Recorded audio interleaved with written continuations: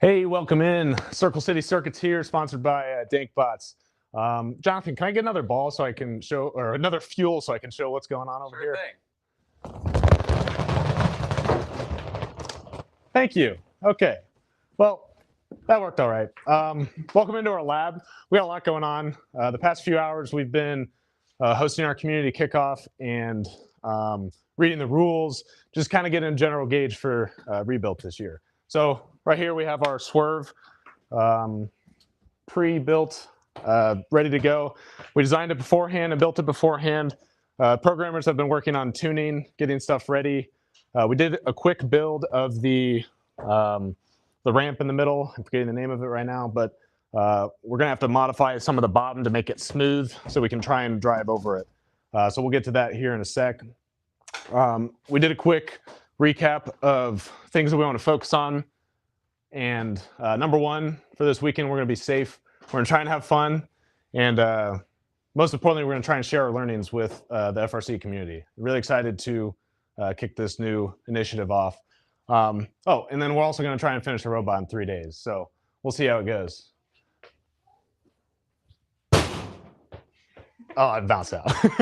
All right, so in the other room, in the judging room, we have our setup ready to talk through game theory and strategy.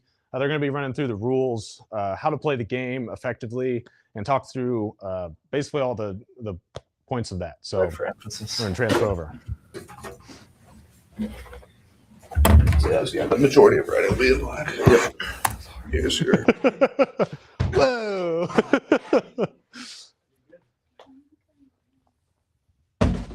I missed again. Oh, that's fine. I mean, it's just a live stream, so if anyone's actually on, can you see if people are on? No, but if you're on, hi. Welcome in, Circle City Circuits, presented by denkbots. Oh, okay. He's done talking. We're back on you guys. All right. Hello, everyone. How's it going? Hope everybody has had some time to digest the game manual and work things out with themselves, get a good read of it. And we are here to get right into breaking down the game theory of this year's game. Yep. So there's a lot of interesting stuff going on. Like it's kind of showed on the live stream kickoff earlier today. It's a kind of a rehash of a lot of great elements from previous games, and also with some new twists thrown in. So excited to talk that over. Very, very. I say the added aspect of having a time period where you can't score is something we haven't seen in a while, and it's last I can and only time I can remember is Aim High, 2006's game, and was also a ball shooter. Did provide for some unique challenges and strategy in that era. Yeah. That being said, let's just kind of get right into what a rational agent, like you could see in our previous videos that we did to release prior to this live stream. We discussed game theory. If you haven't gone to those, go to our YouTube, check them out. We have a two-part series there where we discussed a rational agent and what it means to be a rational agent, as well as discussed what a rational agent would have done in 2020's game, and just broke down game theory that way. Yeah, so for those who didn't see it, the quickest, most basic version of a rational agent is a robot who at all times will choose the action on the field that will give you the highest value of points. So they assume we can do pretty much anything on the field, just do whatever the best thing is. And that'll give us a good baseline on what to base all of our other strategies off. And with that, I'm going to turn into the scribe as we start walking through this year's game. Yep. All right, so this game actually has a pretty simple list of things you can do to score. Pull this back up here. Do you want to start writing stuff up on the board there? Auto. Yep. Yeah, so we got the three basic zones of the match. There's the autonomous period, the teleop period, and the endgame period. It's kind of similar to what we've had in past years, and then different ways that you can score in each. So go ahead. So to start with auto, the two ways you can score is the same two ways as the rest of the game. It's scoring fuel. And this year, actually, we do get to perform our in-game action and autonomous for extra points. It's pretty cool. Really neat wrinkle they put in that I find awesome because usually there's only one way to score in autonomous, and to bring in a second way to score in autonomous is awesome. Yep. Autonomous is 20 seconds. So let's break down how a rational agent walks through it. Give me the what's our first thing we're doing? Yeah, so you can start preloaded with 8 fuel in your robot. So we're definitely always going to do that. First thing you're going to want to do is just shoot all of those out. We'll assume that we're already lined up and ready to go as soon as the match starts. So have to move off the line, please, though. Yeah. We'll do that. So so we'll assume, for the sake of argument, that takes 2 seconds. okay. And then shooting your 8 fuel that you have preloaded is another 3 seconds. So that brings us 5 seconds total there. Yep. All right. So now we need to get some more fuel. So we know that the human player will always be able to start with 24 fuel, and that's in a pretty set part that's easy to get to. We can get pretty confident we can fill up the entirety of the robot from there. So we're going to go over to the human player and load up from there. There is the depot that you can also pick things up from. Colin, do you want to discuss why we decided not to go from there? So as far as that goes, a known position with the same amount of balls with a known dropping point as we're going is a simpler solution versus ground intake in autonomous with trying to track the balls that are there. So knowing a human player dumping in is going to come out the exact same way every single time versus trying to track down a variable, which is a fuel, while taking it from the ground is a little less rational. Yep. So that's why we chose to go from the human player station in this scenario. So now that we've loaded those 24 fuel, we'll assume it takes about 6 seconds to all filter in there. Or 2 seconds to load in, and then we'll go and line up and shoot all of those balls, which we'll assume takes about double the time of our last shooting, so about 6 seconds there. And that leaves us with just 5 seconds to go. So the other thing that you can do on autonomous, which is pretty cool, we mentioned earlier, is actually climb the tower. So we're going to go and climb level 1. That's the most points you can get credit for in autonomous. Doesn't make sense to go any higher than that. So we'll go over, climb there, and that'll get us 15 points, and we'll be hanging there at the end of the match or at the end of teleop period to get credit for that. All right, so new to this game is when we go into teleop period, we're going to be, what is that zone called? The MC? So the transition phase, I believe, the first 10 phase. seconds there Yep. of teleop. Yep. So during the transition phase, we are going to have both sides of the field active to be able to score. However, we currently don't have any fuel in our robot because we already shot all of that out. So what we're going to do instead is just get ourselves down from climbing. Assume that takes about 3 seconds, and then start moving into the neutral zone. And what that's going to allow us to do is start loading a bunch of fuel into our robot, preparing us for when our active phase comes up, and also trying to get some fuel away from your opponent alliance so that they will have a harder time getting stuff to score with. And with this, we are under the assumption that we outscored our opponent in autonomous. Mm-hmm. So we are not looking to load immediately to score. Yeah, so the way this game works, if you haven't looked at it, is whoever has the higher points at the end of autonomous will have their inactive phase happen first. So we are going to assume that our first phase that we're going to go into after the transition phase is our inactive phase. So during that, we really can't score anything. So what we're going to do is focus on playing defense. So there's a few ways to play defense. You can play active defense, trying to stop your opponent robots from getting to certain places or shooting or picking up whatever, just basically robot to robot contact. You can also try to do some fuel starvation, so getting fuel away from them as much as you can. There is no limit on the number of fuel that you can control in your robot. So we're going to try to scoop up as much as we can, and then also just generally cause chaos, just pushing fuel around the field away from wherever they want it to be. Okay.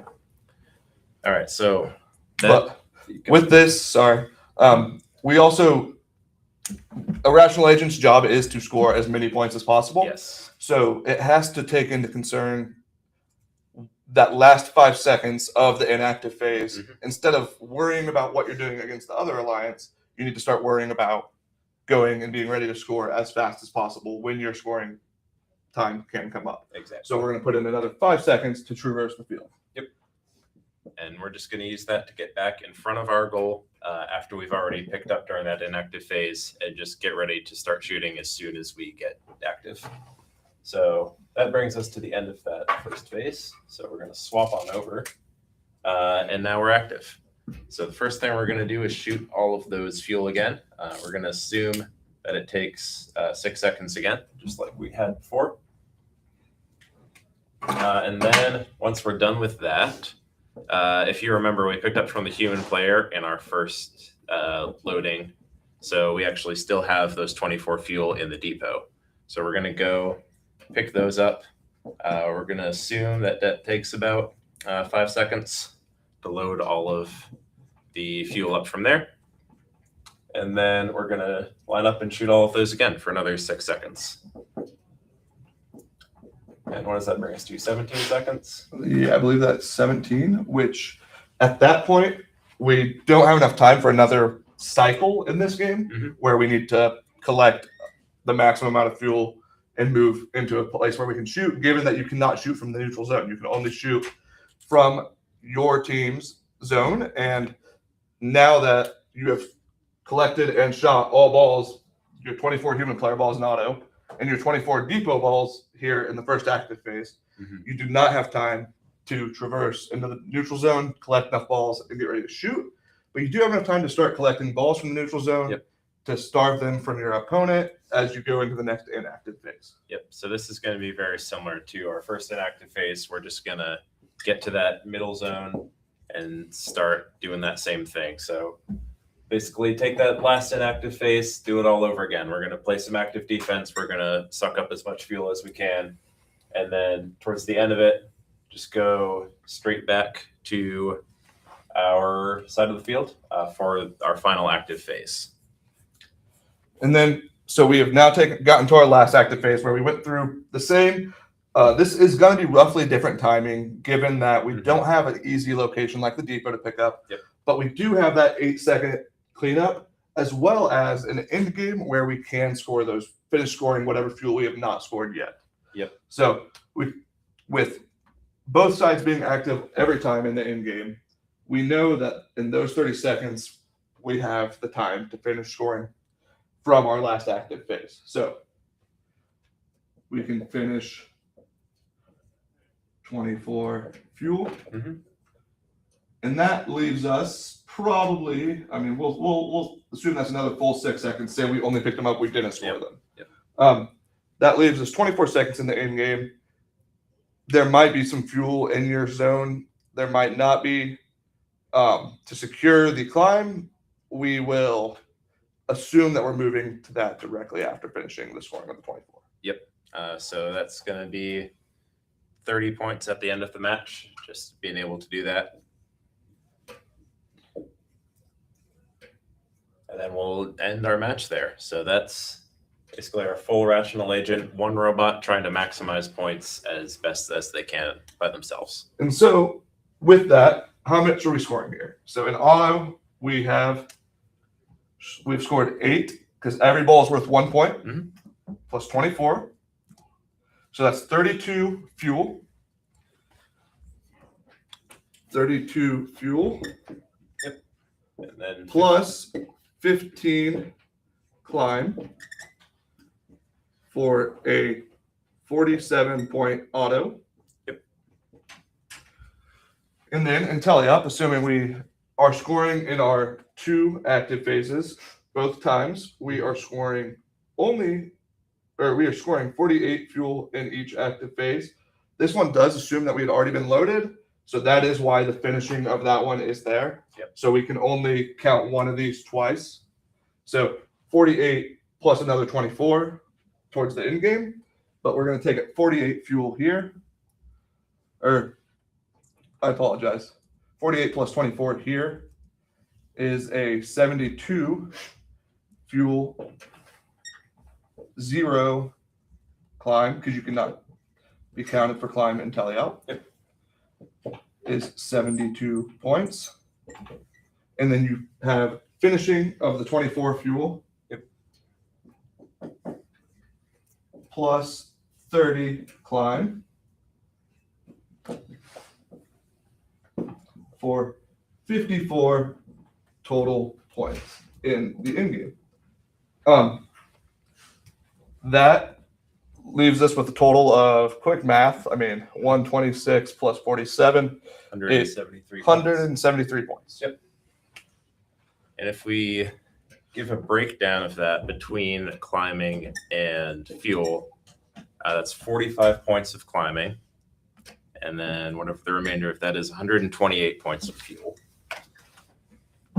That puts us over the charge threshold by ourselves. Yep. As well as only needing 5 more for the transversal RP. As we've mentioned in our Rational Agent videos prior, the goal of this is to score the absolute maximum. We're not going to say every robot should be able to do this. We're saying the minimum for the best robot in the world is going to do this. Yeah.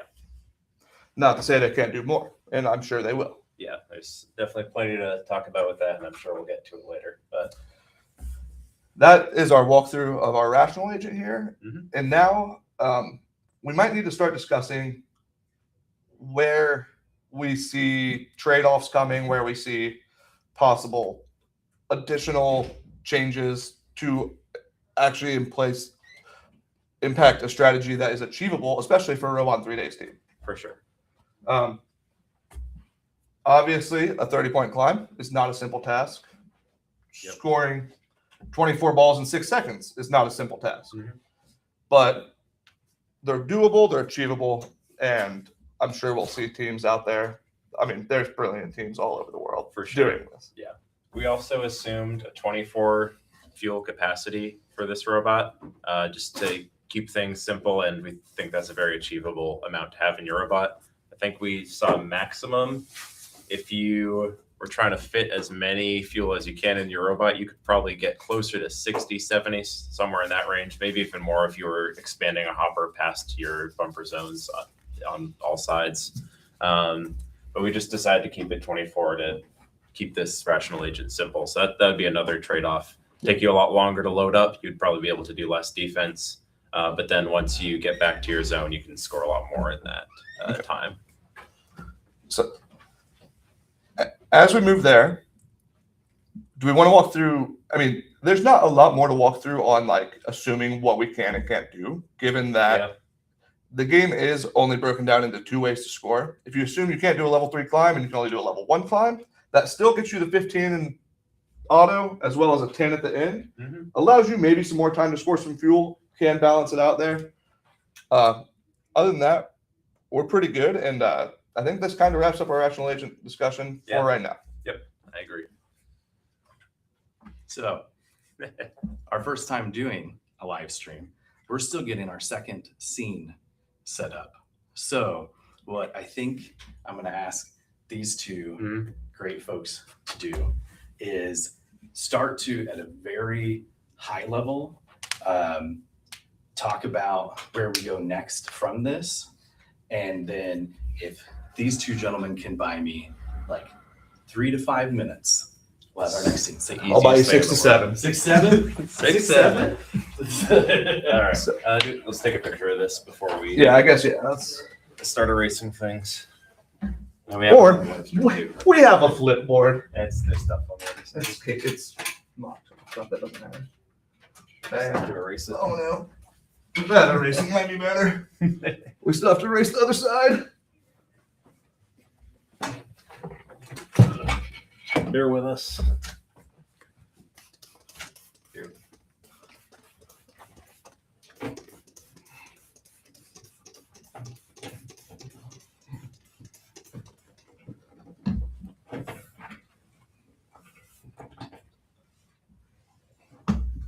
Okay.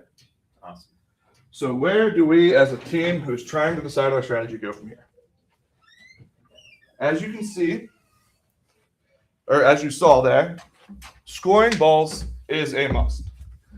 The maximum amount of points one team can score from a climb is 45. Yep. That is, Scoot a little more. yeah, I probably should. So the maximum a team can score from climbing is 45. That is a level 1 in auto and a level 3 in teleop. Yep. That leaves you what out of a match? There's still 2 minutes 20 seconds in teleop with you being able to score in 50 of those seconds, not minutes. Sorry. Yeah. You must have a way to score balls. Yeah. It plain and simple in this game. If you are trying to be competitive and compete at a district or regional level, and be playing after lunch on the last day of that event, balls are a necessity. Fuel. Sorry. Yes. Getting used to them. I mean, I should already be used to them given that they reused every single word. But now that it's all in one game, it's a little different. Now that could mean you have a sure-shotted human player that you're feeding to them. That's a reasonable strategy. Yep, there is the little area underneath that human player loading zone that you can push fuel through. They'll be able to pick it up and toss them over.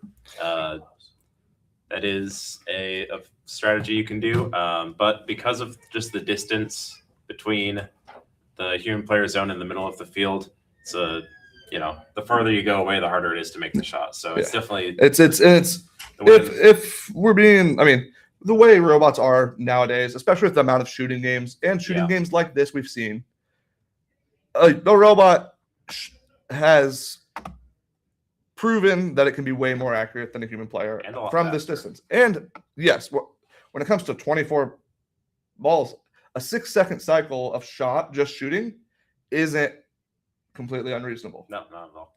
So it is wild to think that is a thing. You look at, I mean, 2020, not many got to play the game that we broke down in our previous video. It allowed us, I mean, people were shooting those 5 balls in less than a second. Yeah. I mean, you look at your 118s, those high level teams were from anywhere on the field, practically 5 in the goal every time in less than a second. Yeah. Once they pulled that trigger.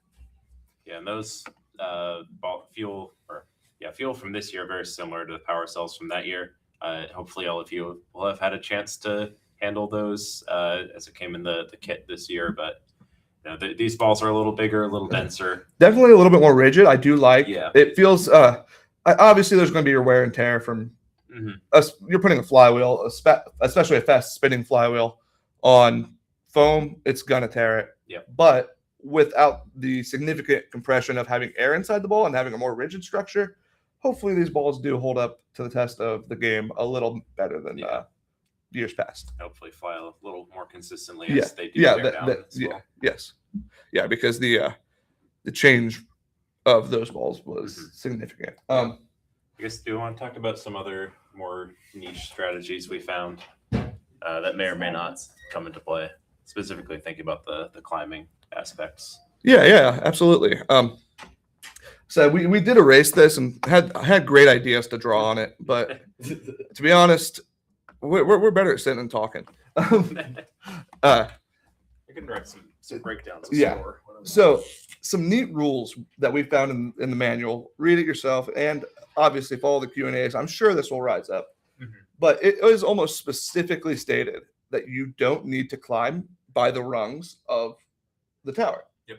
It says your climb only counts for what level your bumpers are in at the end, and that you are in contact with a tower. Yeah, either the rung or the uprights that are holding the rung. Let me go find it. It pretty much explicitly states that you can climb using the support structure and the uprights. Yep. Which, while aren't necessarily the most clear path, because usually, I mean, we've seen these monkey bars that people like to climb. Yep. In order to get 3 robots on that tower, somebody's going to have to find a creative way to climb it. Yeah. Are you guys ready? I'm going to switch it over then. Yeah, we Sure are. thing. Absolutely. Let's see what the other rooms look getting up to. There. Oh, Hi, everyone. Hi, everyone. We're live. cool. All right, so we've got our drive base. Built the was it the trench in the middle? Is that right? Bump. The bump? Wow. Bump. Okay. It's a All right, bump. built. We already have some scratches on it because we've done some testing, but we're going to show you kind of what happens when we go up the ramp. So we're going to push it real quick. So we get about just past the swerve modules on the MK4Is, which is what we have on the robot, and it catches.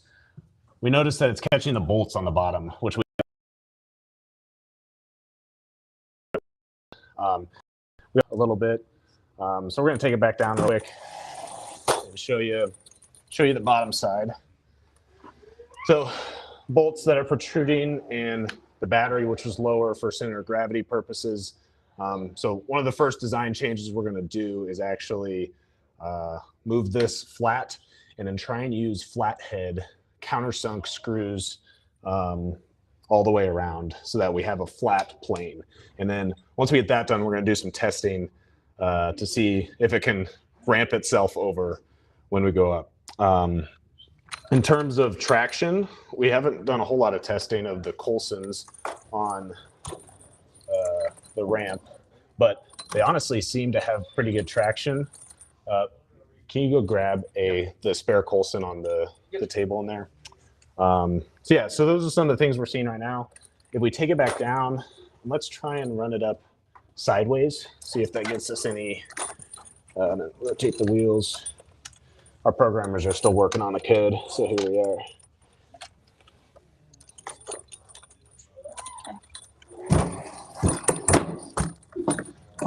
So that actually got way further. So we're able to cross if we go diagonally and we don't drop off. So that's good news. Let's see if we can do that again. So we still kind of get stuck in the middle. But I think if we do those changes that we just talked about, making it smooth, we're going to try and, I think that'll solve our problem. Let's go ahead and throw the bumpers on, see how that interacts.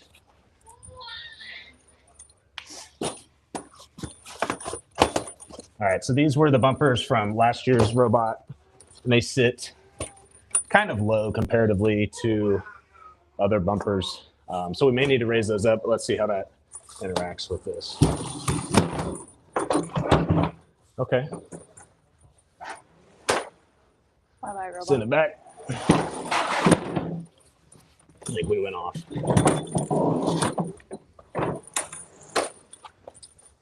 Okay, so really key learnings are you'll have to worry about your bumper height. Make sure you're not coming up. You don't want to be too low to the ground because it'll stop your motion. And then try and have the bottom remove any nuts, bolts, things protruding that'll catch on here. Smooth bottom is helpful to Yeah, protect your we wiring have and stuff. a full belly pan on the bottom without any holes in it. So hopefully that'll help slide over top. And then really the big thing we learned is diagonal is key. Going straight on, we get caught and we'll probably teeter in the middle. So we'll try the diagonal probably first, see how that goes. So What are you gonna do now? so next we're going to go ahead and take this off and make the bottom smooth and see how that affects the driving over the ramp or the bump. So yeah, actually while we got you here, we're going to go in and do some testing on wheels. Oh yeah, sorry. Before we go, we have Coulsons on our wheel. Honestly, from a grip perspective, not too bad. Can you go grab in the bottom middle big drawer of our super pit? We have the treaded wheel swerve. Just grab the whole swerve module. So I don't think this will be an issue on here. We're going to grab a treaded wheel, see if that provides any better grip. So this is the MK4I module that we've been using. Yeah, I think Cranberry Alarm also saw this, but a little more slick than what we have for the Coulson. So that's a good learning. We're probably going to keep our Coulsons on for now and run with that. So on the topic of wheel grippiness, follow me in here. Little grippiness. Livestream's coming. It's coming? Be ready. Uh-oh, okay. Quiet on Where'd my set. fuel go? I'm never quiet. All right. You got the wrong person. So we got a collection of wheels. You just swing around to, or actually no, this is good. We're gonna do less grippy over here and more grippy on the game piece. Coulson wheel, pretty slick. Blue compliant wheel, also pretty slick. This is some poly belting, pretty slick. We're gonna keep it over here. I do not remember the name of this. A little more of a, I think it's a stealth wheel or something. Stealth wheel. Stealth Probably wheel. Like a 70 or 80, I can't remember. Yeah, what the orange is. this one's got some pretty good stick. Not great. This wheel is pretty dirty, so it does grab, but a clean new one, very nice. Just a note on that, very important to use like an isopropyl alcohol wipe or rag with isopropyl alcohol to clean your wheels. That'll get stuff back to its grippy state. So we're gonna put these in the middle. This one honestly has the best so far. What is that wheel? I do not know that. I've never used this color before. It's any mark compliant, but I don't remember Yeah. the barometer. So AnyMark compliant. This is a stealth wheel. I believe we got this from Thrifty. It's a 50 wheel. Thrifty wheel. Very I good. think it's a 40. Isn't it? 40. Yeah, it's a low durometer. Very good grip on the wheel. Also the same durometer intake. Programmer's going crazy. Blues over here. This orange one, kind of back to this. I think it's got pretty good grip. These are probably all in the same category. And then just like a normal belt. Honestly, not great, but has enough to at least bite it and move it.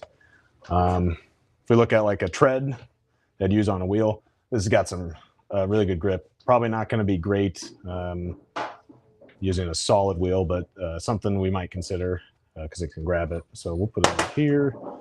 This is a free one in the kit. It's a high grip wheel used on tank drives by a lot of teams. Very slick. We're gonna put that over here. I think that's it that we have out. So a little lesson on grippiness on the game piece, the fuel, the Thrifty shooter wheel and intake wheels. Low durometer works very well. Tread could be a solid option. Some of these medium or slightly higher durometer could be a good option if you have a lot of them. Probably wouldn't go with a high durometer wheel or Coulson wheel or the high grip. Cool. But you never know. You never know. Until you do it. Keep trying it. We're gonna Slip we'll it, you know, probably like try a that. few of them on our intake and see how it goes. You So never know. cool. You want to get rolling on the mechanical changes? How you guys Yes. doing on programming? We are going to update these offsets and make sure the modules are Okay. in the correct direction. Do you need it on or Do you need it on? okay? We can probably work in tandem. We just got to be communicative. So let's flip it over and Can you do your testing upside down? It would be easier this way. All right. So thank you for your patience as we work through our first live stream. This is a lot of fun, but it's also pretty crazy doing nonstop live stream. So one of the things that I think it's a good time to pause and reflect on is a thing that we're really passionate here on our team at 6721 about, which is having emotional intelligence and understanding that everyone is always trying their best, right? And so this is a great opportunity, I think, to talk about that together. So whenever we do robotics, the first thing we always try and level back on is, how are you doing on your Maslow's hierarchy of needs? So if any of you have ever heard of this, and I've got the folks in the back laughing, right? When you have to fill time, it just comes from a very deep personal place, right? So Maslow's hierarchy of needs talks about, first, you need to have your physical needs met.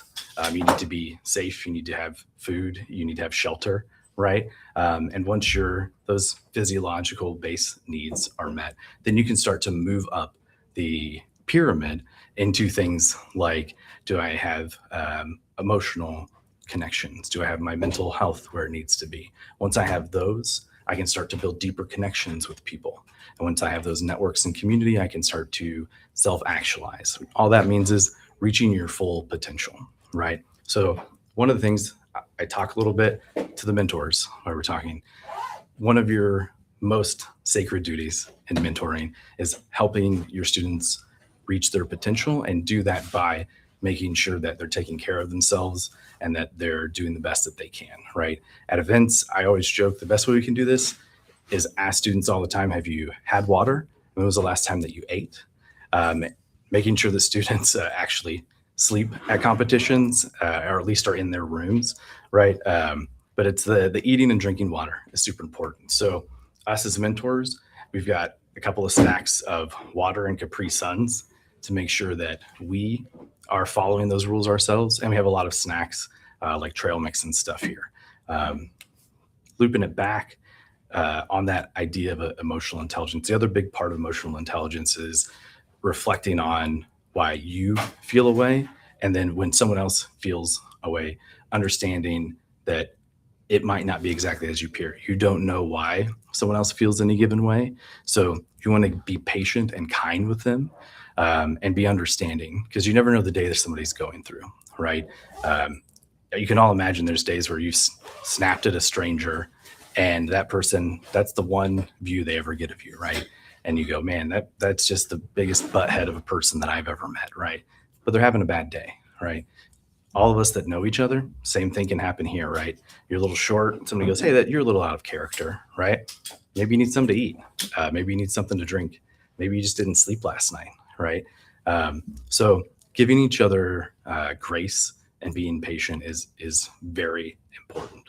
And that's another thing we do here at the start of a lot of meetings, especially when you've been setting up for kickoff and doing events and doing your thing. It's important to stretch and to do some box breathing.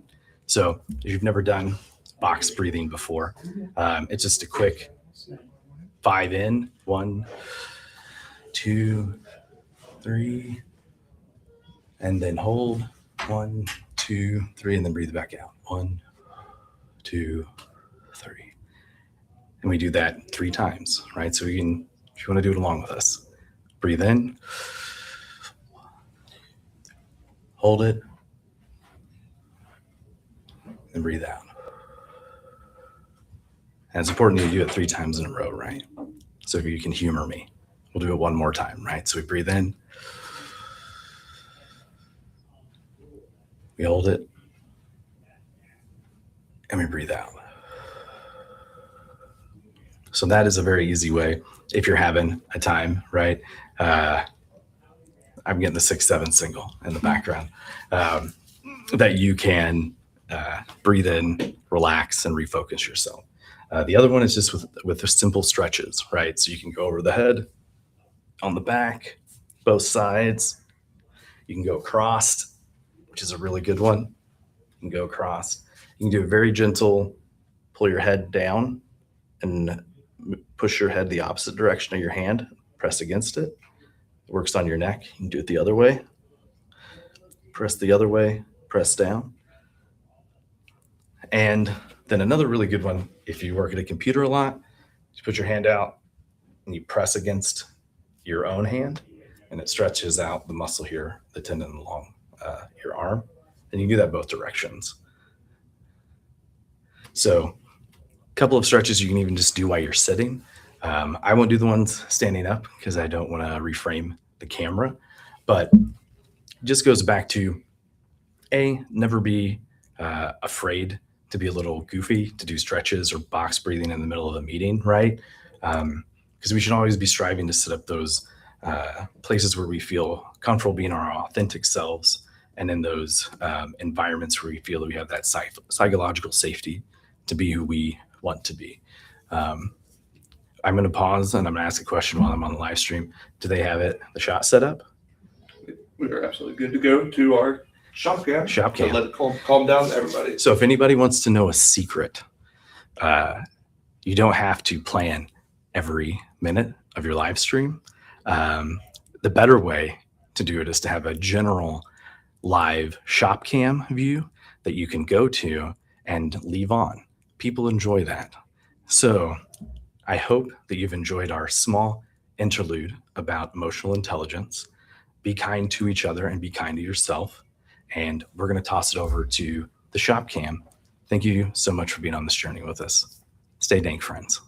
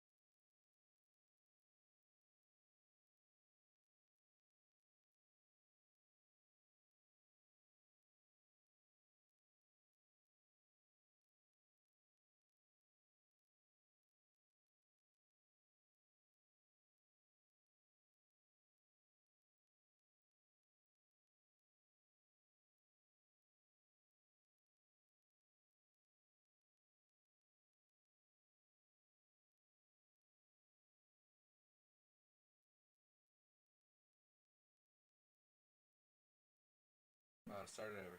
I got it now.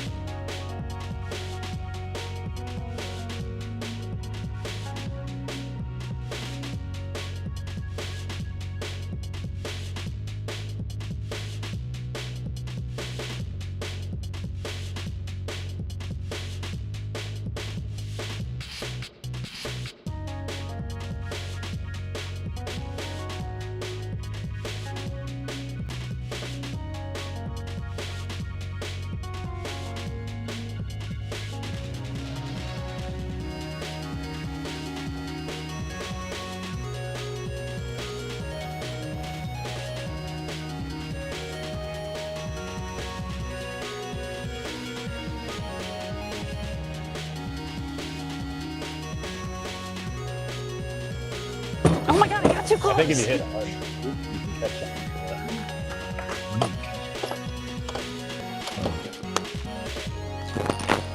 Yeah, but I think this sideways is going to be like, yeah, 'cause- yeah.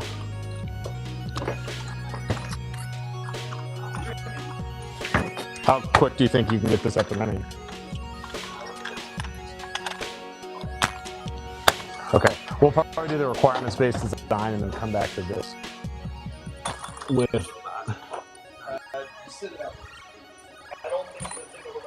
And I'll take this. Yeah, just sit about with it.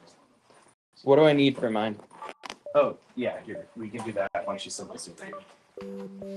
Okay, so even though your phone has been charging, it's been going more than it's been charging. So Did you put it on low battery mode? I don't know how to do that. I'm not an expert. What do I need to do? Download the Rode ROD. Is it dying? It's at 10%.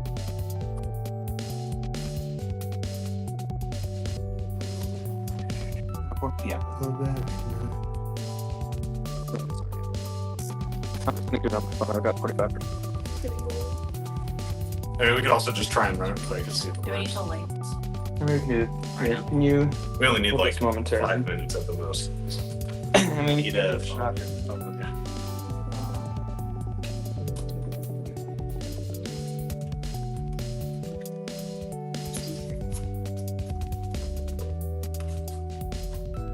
Got some auxiliary things going on. Oh no. It was on the. SOS. SOS is first. The light won't turn on.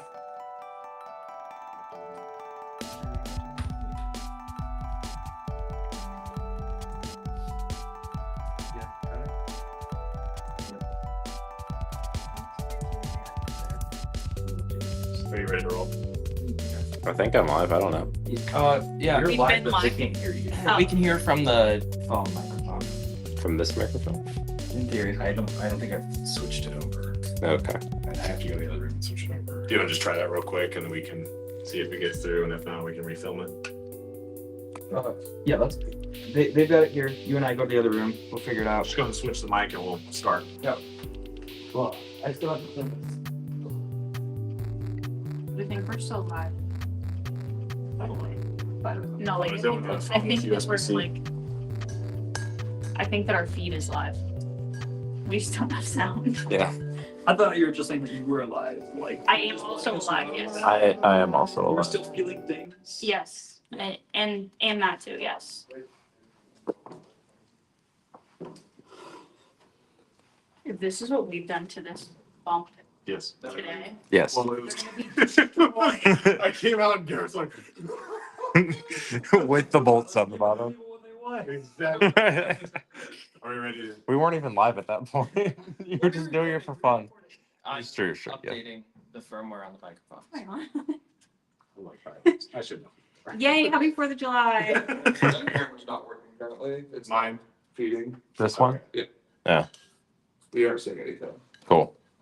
Then, Okay, let's go ahead and just disconnect it and charge it. like, we'll be right back on the board. Go ahead and undo that, and I'll charge it. I'm leaving.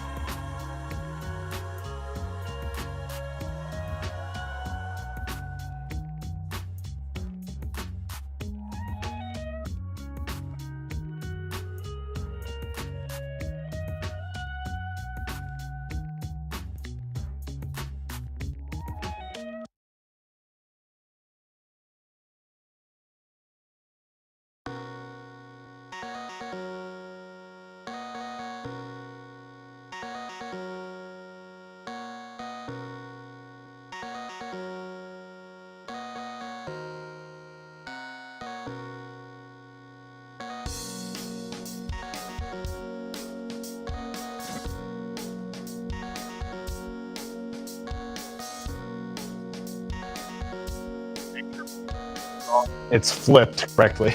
Not that, I guess it won't matter, but Stop. how are we feeling? We I good? feel fine. And good even. Have you guys drank water recently? I just took a sip before it got on the air. I should probably drink some water. We're Okay. live? Yes. Yay! Can you hear us? Okay. Guys, it's been less than 3 days, more than 5 minutes, and we've adjusted the bottom. Oh my God, you just dumped the battery out again. Oh my God, this is bad. Mail. Okay. So last time we Hold on, talked before to you. we need to confirm audio. It's the audio may or may not be from the actual camera we're using, so just speak a little louder towards me. That's why I was Okay. screaming. Like just we are picking up Okay. audio, so you guys are good. Part, go ahead and come in close, and it'll actually get better audio. So, main changes we did to the drivetrain. Basically, we removed the bolts protruding at the bottom, and we countersunk and used flat on all the corners for our cover. So all of these, our battery was dropped. We removed them and went flush. We still can have button heads on this, but if we see any issues with that, we can always swap it to the countersunk flat head as well. So pretty much straight, smooth polycarb. Hopefully we'll go ahead and test this real quick. Just go ahead and eat it. Oh my gosh. So easy. It's like made for it. So definitely catches. Can you go ahead and get down low and show the basically like as level with it as we can? Modules when we go over. Oops, sorry. So go ahead and push it over again.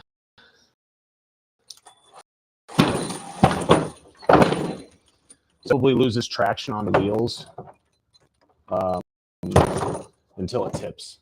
So you'll probably have to hit it with some speed to make that happen. So we're going to go and try the angle, which seemed to work well last time. Let's tilt this up. Oops, sorry. What are you talking about? Bye-bye battery. Garrett battery count 2. Garrett 2 battery. Exactly. Go ahead and type in chat. I think that Garrett battery needs to borrow. Is that correct? Oh, hold on. Whoa. There we go. Probably would have been better if I had pushed it, right? Yeah, we might need to realign wheels.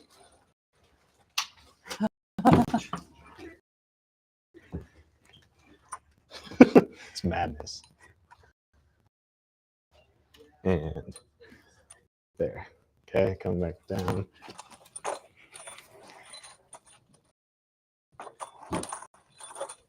Mm-hmm. All right.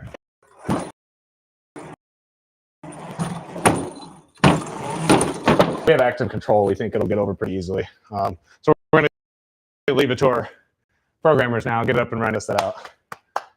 What are you doing standing around? Get on the laptop. Go, go. All right. We're good to go. Let's get it back. You ready? Yep. Dramatic. Do you want on blocks, Garrett? And on this table? Yes, please. Can you help then? No. We're in the box. Here. Got it. Good. The good thing is we don't have any bolts to worry about. Just do it all the way at the end. Or as close to the end as you can. Garrett. Good. Yeah, we can cut this with a little bit just to get the battery on the table. Cool. Just be careful with the blocks. It's kind of leaning off the edge a little bit. All right. Make some music. So true. I agree. Do you have a speaker? I have one in the other room if you want to use it. Are we still live? I think so, yeah. Okay, I'll give a brief message. Don't forget, drink water during robot in 3 days. You can't make a good robot if you're My dehydrated. phone is almost dead. But yeah. Guys, drink your water. Okay. Yep. That's all I Yeah. have. Nothing else. I will get the other camera set. Hey, can you put your phone up here to, or I guess if you want to keep explaining anything. No, I Yeah. give a public I was service just trying to get it announcement. back up, and so like 10, 14. Yeah, but if yours is plugged in, It was dying earlier, right? Or no? I unplugged it. So. Okay. But that way we can like switch it. Let me. I don't know how to connect, so if you want to help me. Yeah. Do that. There you go. Do I access to? Guys, and then literally just like, yeah, and then just put it in and join it. we're in the lab fixing our swerve. What's No, this is just. Minus guest. Yeah. Cool. cool? Nice. Nice. I can see. Live chin. How do I? I'm joined. Do I need to have? Nope. It's our magical stream admin is the one who makes it live. Okay.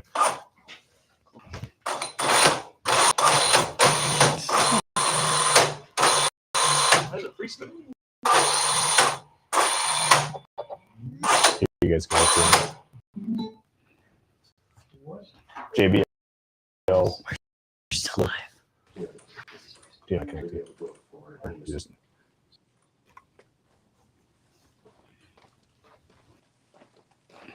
Oh, it's just.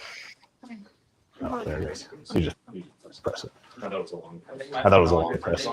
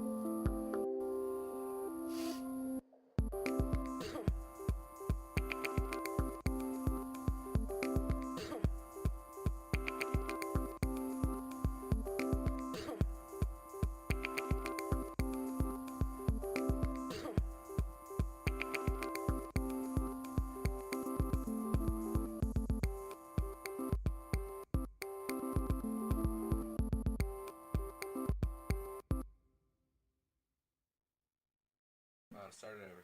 I got it.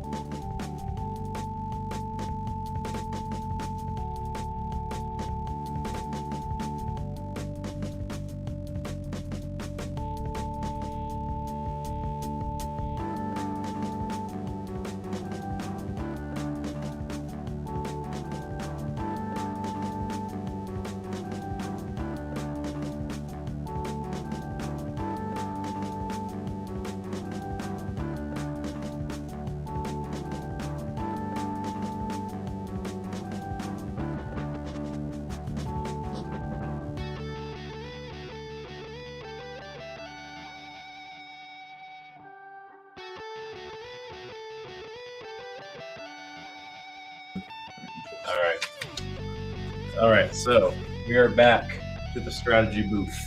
If you were here with us last time, we went over what a rational agent does. We're going to go over that again real quickly for anyone who missed it, and also for the people on our team who missed the last part. And then we're going to go into some requirements-based design, and hopefully that'll be exciting and interesting. But Colin's going to start us off by showing a quick recap of what we got right there. So you're loaded with the first the 8 in the pre-load. You move off the auto line, score those immediately. Move to the human player station. Load 24. Score 24. Move to climb. And climb. Then in the transition phase, assuming you've won autonomous because you've scored the maximum amount of points, you declimb, get over into the neutral zone, begin to collect balls, possibly shooting them into your alliance's zone to starve the other team, as well as get loaded for when your active phase will come up. And then you are actively playing defense on the other alliance, making sure it is as hard as possible for them to score. But like we said, make sure you have that 5 seconds to get back across the field, because you need to be able to score as soon as that light turns to your color, collect from the depot, score again, and then as that 25-second active phase runs out, you're going to the neutral zone, hopefully throwing balls over to your area or collecting them to starve the opposite team, then to active defense, and then we repeat the cycle. Come score, neutral zone, get into that end game time where you can score because both sides are always active, and then hopefully have 12 seconds in order to get your 3rd level climb, netting you 173 total points with 45 climb and 128 fuel, getting you almost fully there by yourself to at least 5 ranking points as long as you've won the match. Now, with that in mind, we as a team need to come together and decide what requirements our robot must be able to do. What I like to start off with is thinking of all the things a robot can do in this game, and then putting them into a tier system.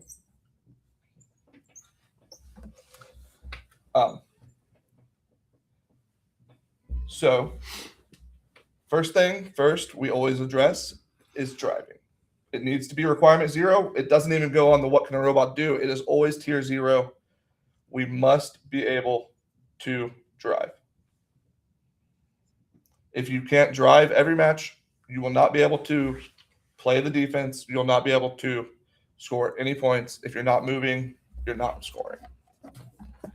But as far as what can a robot do in this game, it can score in the game or score in the hub. So you need to be able to shoot.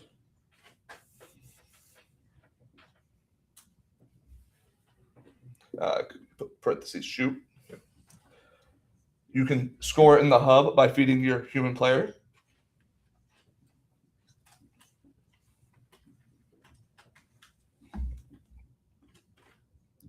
Call him HP. You can climb levels, break this levels 1, 2, and 3.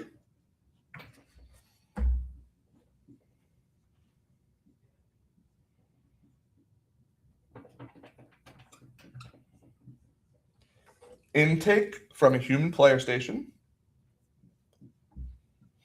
What do they call that human player station again? We can just call it HP station for the sake of Outpost. outpost. Yes. Want to make sure we're using the right terminology. Fair enough.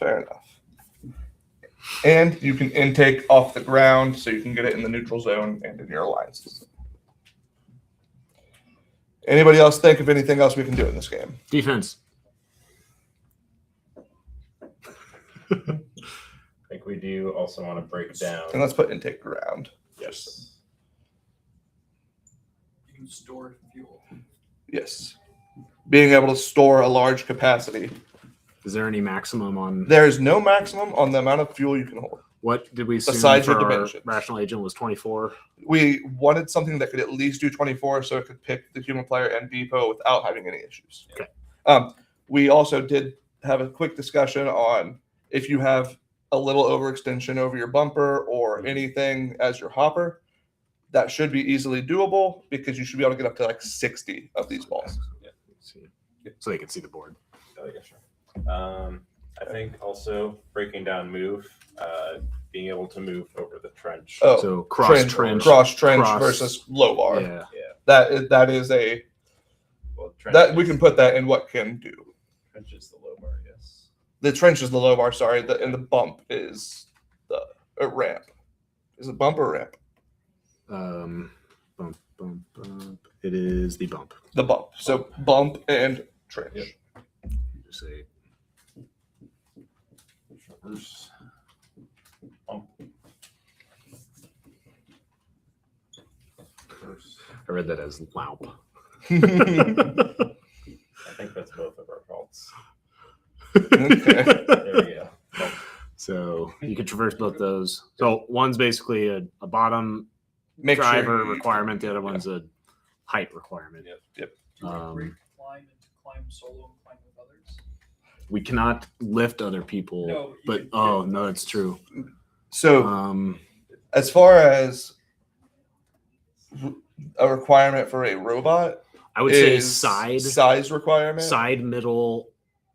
Yeah, side or middle side climb. climb or So maybe put Or- those in parentheses next to level 1 and level 2 and level And you also 3. brought up climbing auto versus not, since if you're climbing end game, you could have a mechanism that like locks versus auto. versus You yeah. So yeah, there is a lot of in depth into what type of climbing we're trying to do. Do we want to lock ourselves up there? If so, we won't be able to do it in auto. Do we want to be able to do it next to our partner, so that way we can maximize the points an alliance can score versus just only worrying about us in terms of simplicity of design? One thing I just thought about is if you climb middle level 3 and then someone climbs beneath you, they can Good. fall on your robot. Just Could happen. smash it. Yeah. And Oh, yeah, being God. that height That would is ruin- no joke. yeah. If somebody tries to climb beside you and runs into you, 100 that is a that's- real fall. 150 pounds falling on top of your shooter. Yeah.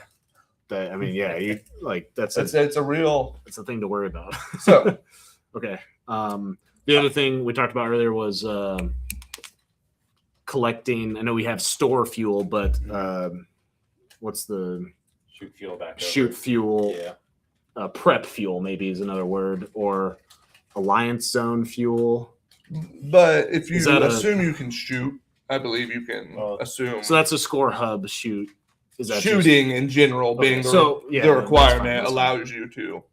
well, but I think it's Not Garrett's necessarily, saying it's like though. I would say it's separate because you could be shooting different angles, Yeah. right? That's fair, Shooting okay. full court versus Yeah, half because court. shooting into the hub, you want a high arching backspin ball versus depending on where you're shooting from. Yeah. Yeah. Yeah. versus the- a pass you a want to low- launch, yeah, a low you wanna- angle launch. I thought you were not able to shoot from the You can't. zone into the alliance. You zone. can't. You can't shoot it into the hub, You can't. Yeah. Yeah. Oh, you can't shoot. Yep. but you Yes. can shoot Yeah. So I think that's What do you where wanna call defense that? will be passing.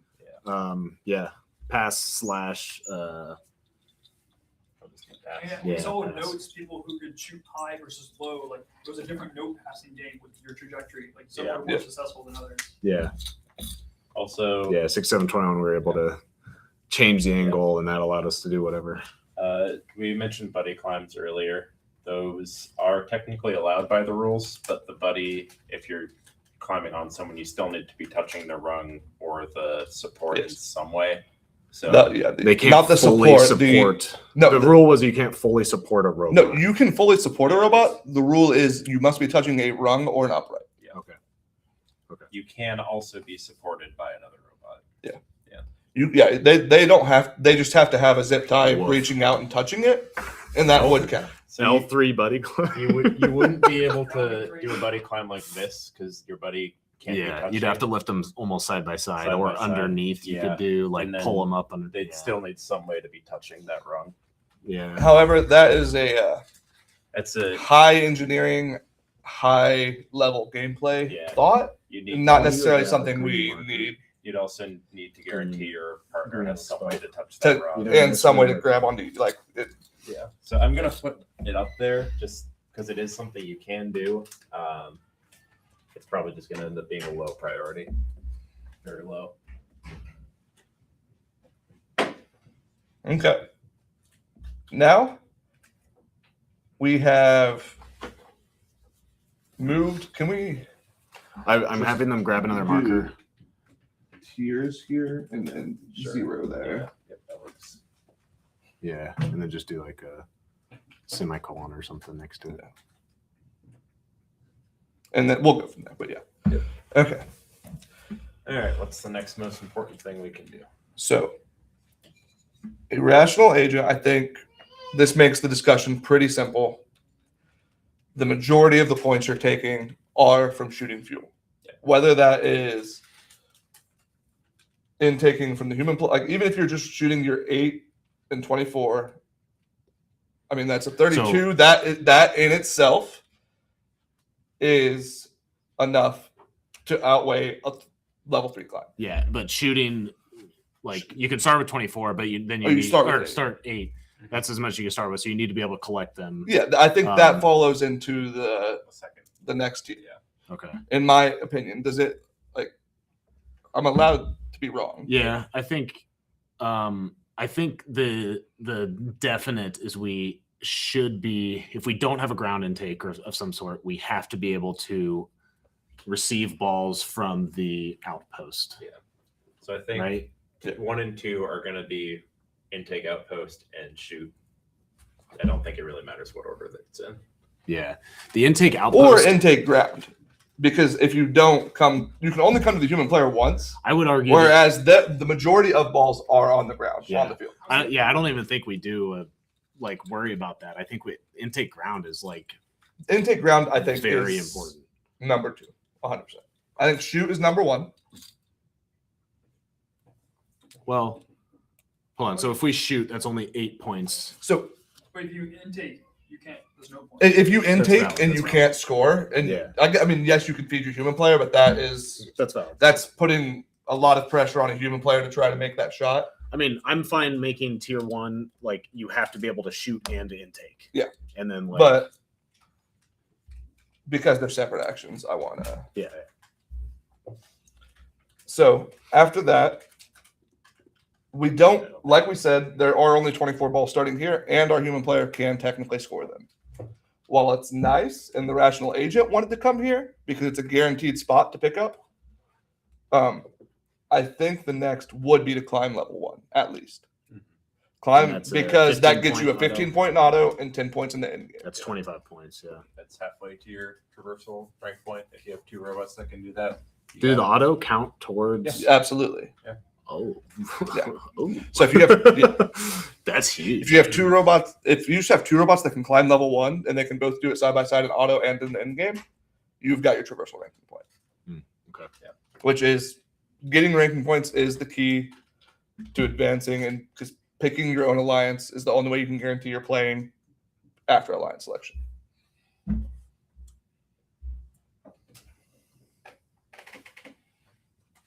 And do we want to put climb level 1 and auto Climb level 1. in tier 2 as well? Yeah.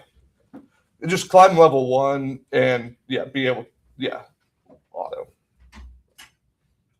Auto Do you intake more balls in auto, or do you shoot your 8 and climb level 1? Hopefully the goal is to intake more in auto, but that is more software side, not requirements for a robot. So Yeah.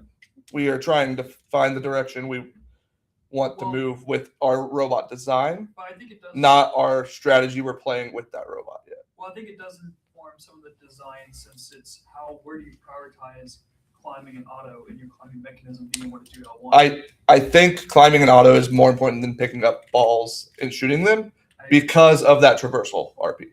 I agree. Getting that 15 points out of the way for the traversal RP and auto is top of the list. Oh, we were saying. Okay, I'm sorry.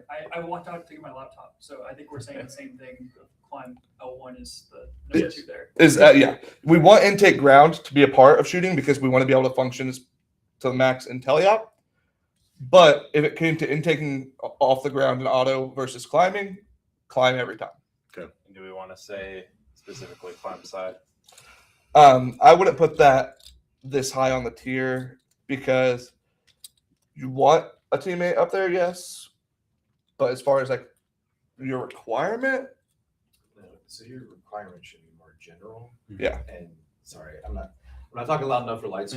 Your requirement should be more general because your requirements will help guide your strategy. You don't want to overthink your strategy before you set your requirements. Yeah. Because that will pigeonhole you and prevent you from seeing the game in its full glory while you're still thinking it through. Absolutely. Yep.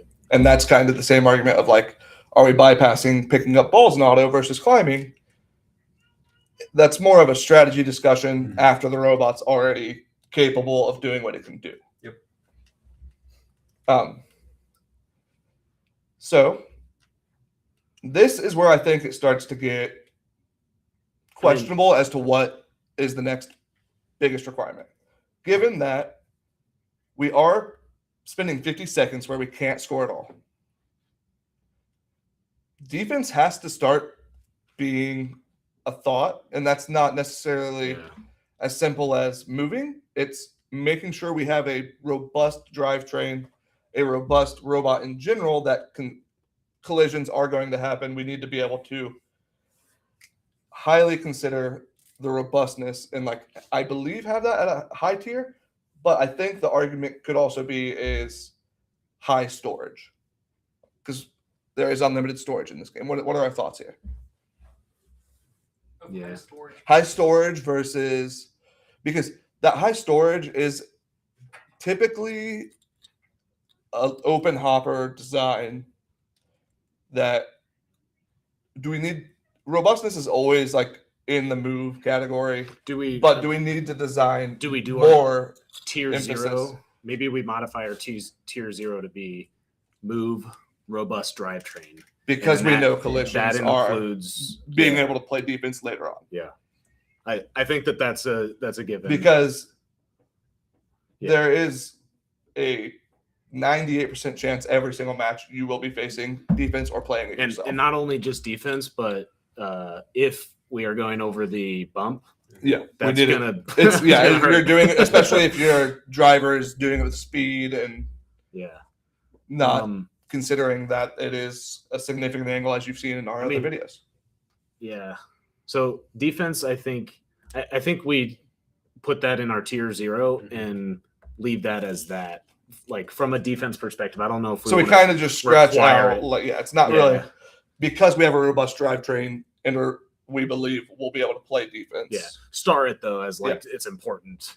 We scratched it out. We started it. We're good. It's addressed. So So now, that also kind of comes in with traverse bump. At least I believe having a robust drivetrain allows you to cross that without worrying about breaking your robot. Yes and no. I think from our original, like without getting too far ahead, like from our original testing, we can tell that more than likely we're going to be able to traverse the bump with whatever height we have. Yeah, it's just without if we want thinking to about designing prioritize the traverse trench, which from a game flow perspective, you're going to move much quicker, in my opinion, going underneath the trench without harming anything. So without harming anything yet, but that is like,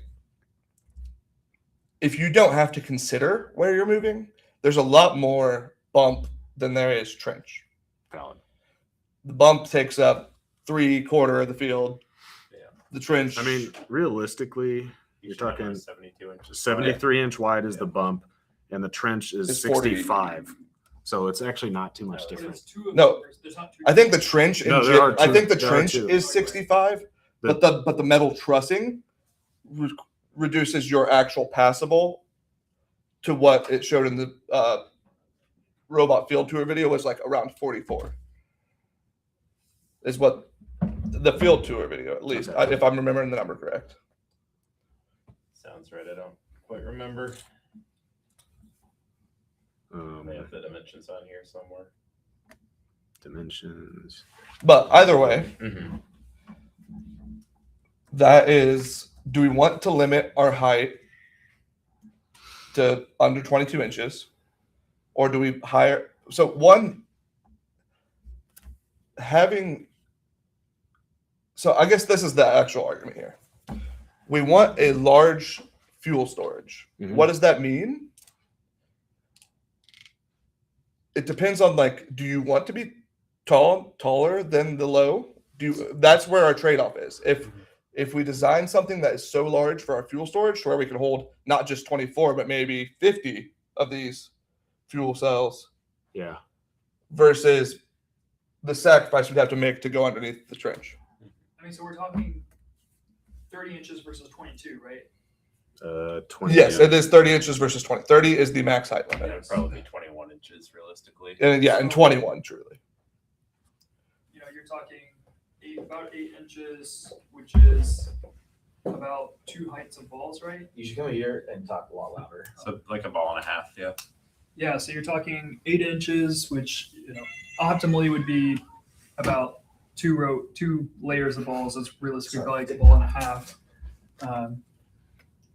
And I don't know, like perimeter wise, They're 6 inches, right? Yeah. Oh, they're 6 inches. 5.9, but yeah. So you're probably losing 8, 9 balls with a storage, like unoptimally packed, like just roughly thrown into a hopper. I don't know. Is that trade-off worth missing? So you think on the trench? So that. So let's just assume 1 layer, right? Yeah. So let's do the math for that. So we have 6 inches. How big is our drivetrain? 27. 26. And yeah, we can expand. So basically, if we just assume it's perfect, then we lose 9. Is that ish? Okay. Yeah. So, and that's 9 points every cycle, 1, 2, assuming 3. we were getting, what was it? It was 4 total cycles in teleop. Here, just so I can. One thing, Just so everyone can see. So, talking about our robot dimensions, we currently have a 27-inch design here. 26. It's 1. So we're assuming basically this for a layer. Granted, they're probably going to mesh different. That's something we'll need to prototype. But if we go here, if we want to be able to go underneath the trench, we lose the 9 storage capacity versus having +9. So really the trade-off is every cycle we're going to have 9 less points available to us for Yes. more fuel however, that we can when you traverse. go over the bump, You can should lose test those balls. how many we're going to lose, Yeah. unless we can secure them in. So the trade-off is cycle time to amount of storage. The other thing is, if you're going under the trench, you need not only your robot to be under that, but you need your fuel to be under that too. Whereas hopper, you can be overstuffed; they can be coming out of the top of your robot a bit. So it's probably more than 9. But you're also the more you are coming out of a hopper, the more you're losing going over the But bump. they are heavy. So like how much are they? I mean, if you yeet it over it, if you get some air time, you're probably going to lose a couple, but Okay. I guess just to get us back on track, I think we have some good information here. So what I'd like to do is define what we're not going to do. And I think to be realistic in a robot in 3 days, like we're probably not going to approach a buddy climb. Yeah. Well, The trade-off is not That'd be there, a right? Low priority. Yeah. So Can I, this is Can I- addressable though. can I hop in with a systems and Yeah. process thing? Okay, so I'm gonna try and actually use the microphone instead of yelling at it. So I'm gonna hop in and then be quiet for just a second. All right. So The sage has come. this is a great example of why requirements-based robots design has the process that it does, because we just got in a really big tangent on how the specifics of different mechanisms, the specifics of different robot design choices would play out. The system of game theory and then requirements forces us to look at the game in the abstract, in the theoretical framework, determine what in our mins and maxes and our different strategies the optimal strategy can be, and then build the requirements off of an optimal strategy without diving into the specifics of mechanisms. So if we look at different things, we wouldn't set a robot requirement that would say we need to be a certain height or hold a certain amount of things.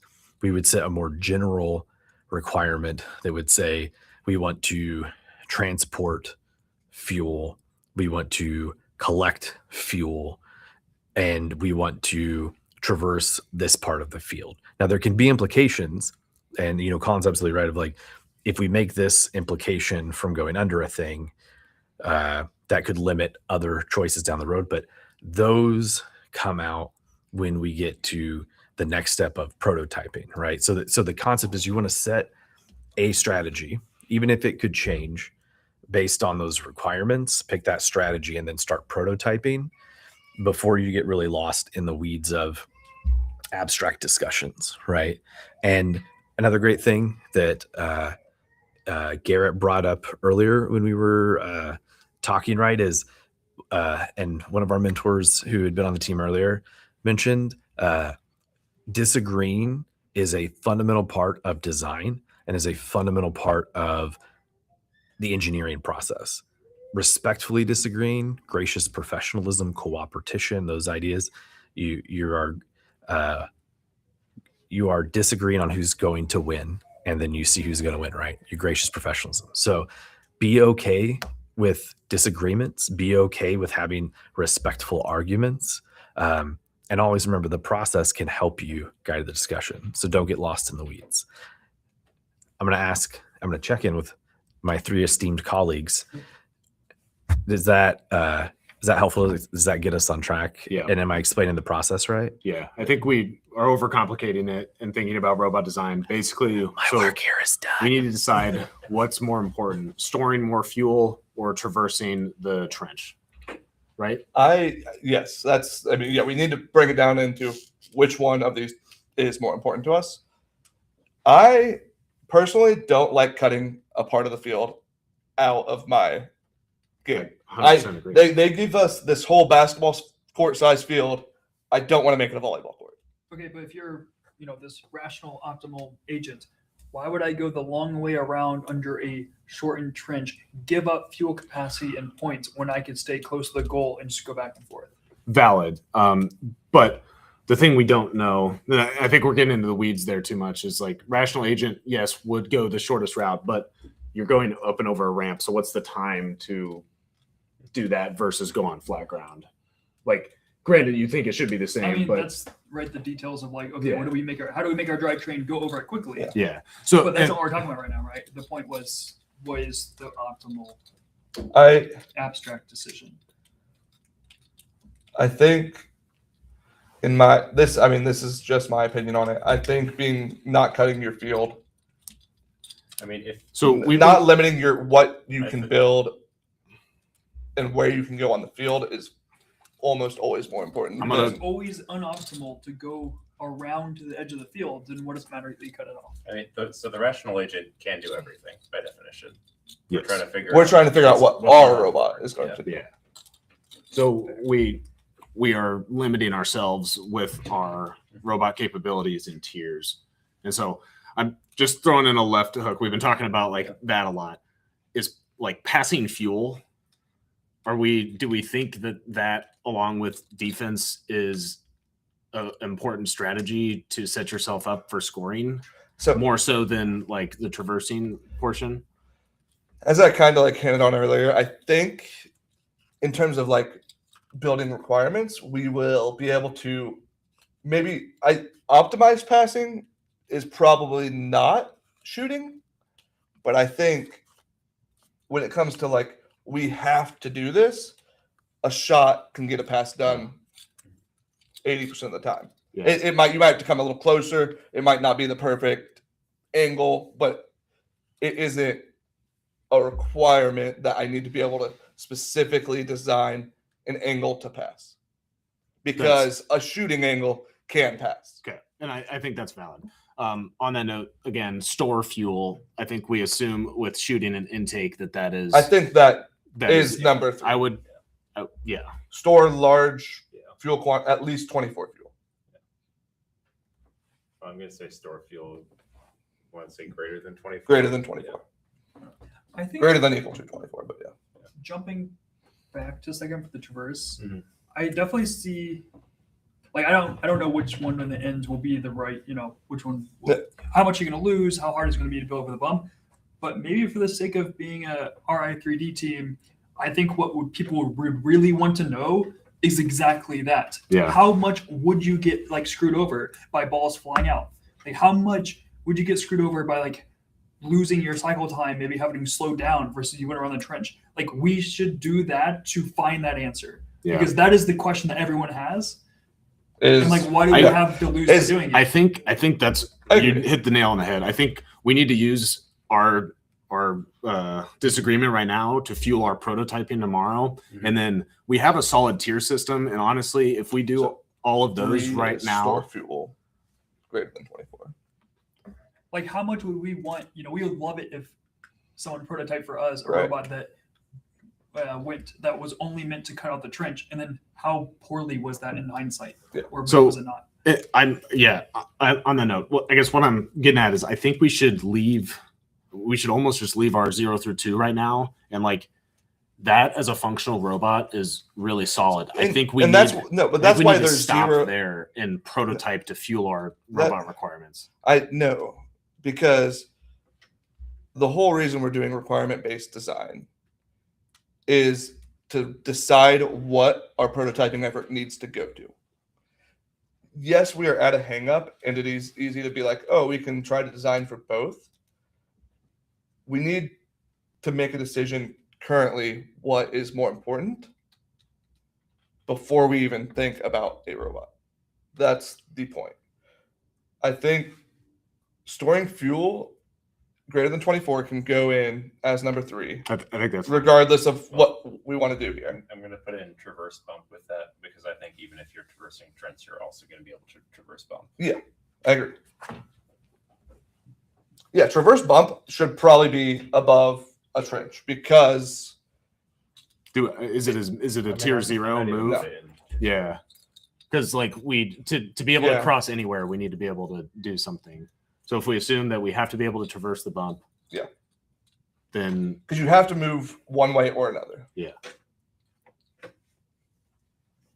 Yeah. And Yeah, then that's part of that the is robust store fuel. drivetrain. And then traverse trench. Yes. Is that more important than climbing? To the higher levels, I believe, yeah. Because we found that if you're getting 25, you are halfway to a traversal ranking point by just getting to level 1. So because of the way the hang is. So this is, Because This is it's gonna 10, be- 20, 30, right? Yeah. 10, Yes. 20, 30. so I think this is going to be the main object of our prototyping tomorrow from what Yes. we've discussed. Well, yes and no. Well, one of the So like yeah. we need to prototype 0 through 2, I Yes. think is like the most important. But I think 3 and on, there's a good opportunity between like 3 and 5, 3 and 6, what we're working on, where we don't know what we need to do. So we got to prototype from the top bottom and see what I think we get definitely from need to there. get to 3 though, because if we can't store fuel, it doesn't matter if we're taking them or shooting them. Yeah, that's valid. I think, but that's an easy thing that we can test out. Are you guys To get the rest of these on here, Yeah, I think probably climb level 2 and 3 because climb level 3 comes above 2 because if you're going to You can't. if you're going to add complexity, I mean, you can't do 3 without doing 2. So I think 2 kind of has to I mean- come first. I think climb 2, 3 is fine. Yeah. Yeah, I'm just going to put them in the same tier. I think that's fine. Yeah, because and then intake outpost so we can get that max auto that we like. I would say pass. Oh, I just want to add for the climbing for people who may not have looked at the rules super closely yet and all the dimensions of the field. There's a lot of stuff on there. You, in order to climb level 2, have to already be off the ground because that rung is 37 inches. And your max height is And your 30. max height The that you can rung- ever go is 30 inches Yeah. tall. Rung is 45. And the middle one is. Yeah. Okay. Yep. And So they're yeah. 18 inches apart, so theoretically you can touch it. Yeah, so it would be, you cannot climb level 2 straight from the ground, which is why it adds a lot of complexity to be able to do that. And another thing about the low is what's the clearance for trench? 22 to 30 is what it is. It's 20. The 22. 22 is the clearance. 30 is the low climb. Yeah. Low center is 27 inches. Yes. So that's really stretching your. That's crazy. That's tight. Okay. They're making So yeah, I think at a good stopping point. So 6. What's our last thing? Is traverse Intake outpost. Intake outpost. Yeah, we have intake outpost. We have pass fuel and buddy climb. So, All done. and feed human player, And which fusion player. So I think I feed don't human think we players even- are absolute last. Like, yes, it's a thing to have, But but I would rather go for a buddy climb over that. I don't think did we even include in our requirements. No. I think we leave it out. So go and cross out buddy climb. Right or Yep. no? Pass fuel. And feed human player. Now, if during the season, this probably won't apply to us. If we got through all of these, then we could go back to this list and continue the list on to see how we can add more capability and functionality to our robot. But this is going to do for our purposes with a 3-day robot that we're doing. Yeah. And then if you wouldn't mind getting out of the view real quick. Yes. Just so quick run through back when we did. We did our rational agent on the field. We ran through what that was going to do in a match. We decided what objects or actions the robot can do during a match. So scoring, climbing, intaking, traversing the different portions of the field. And then with that list, we want to pick and choose our most important. So number 1 this is our tier list, things that we're going to do for our robot requirements. So tier 0 is move. We want a robust drivetrain and be able to traverse the bump. Those are kind of like the non-starters to be able to move and play the game this year. Tier 1 is shoot and also intake ground. Basically with that combo, we should be able to play most of the game. Shoot into the hub and score, potentially shoot and pass, and also collect balls or fuel across the field in a majority of the places. And then going on the next very important is climb level 1, because we'll be able to get 15 in auto, 10 in teleop. And then we had a lot of discussion about 3 through 5 and beyond. But essentially, these are things that we'll want to do and prototype tomorrow to basically fuel, pun intended, how we're going to pick and design our robot. So 0 through 2 are very important for us. And then we're going to investigate storing greater than 24 fuel, traversing the trench, and climbing 2 and 3. Yeah. Thanks for joining us today on the live stream. We're going to move into some 2D CAD, and we're still working on getting our swerve drive up and running to do some testing. And then once we get the 2D CAD together, we will also start looking at existing designs out there, doing some research, pulling that information in, and trying to meet our robot requirements. Do we have another shop set up? Circle City Circuits out. Almost.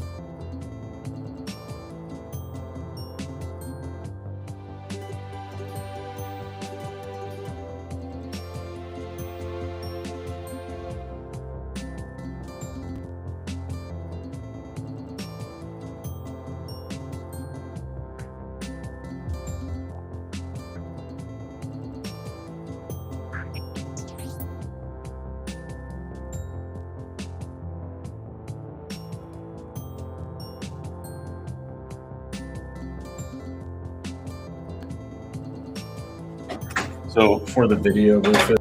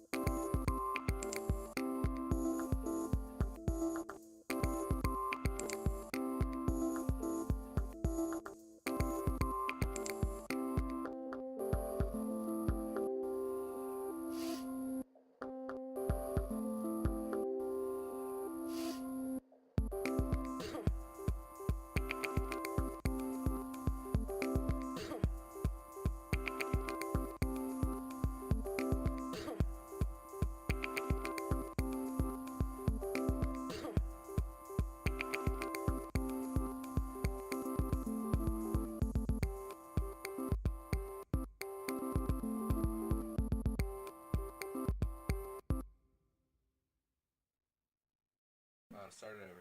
I got it now.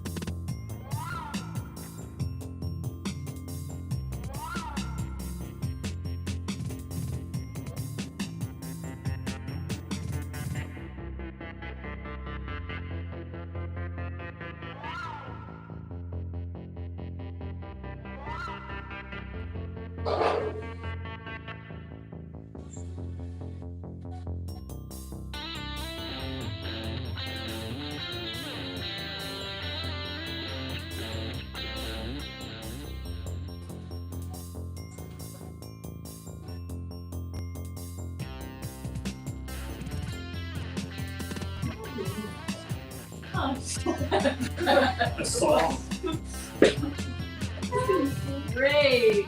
Okay. Baby.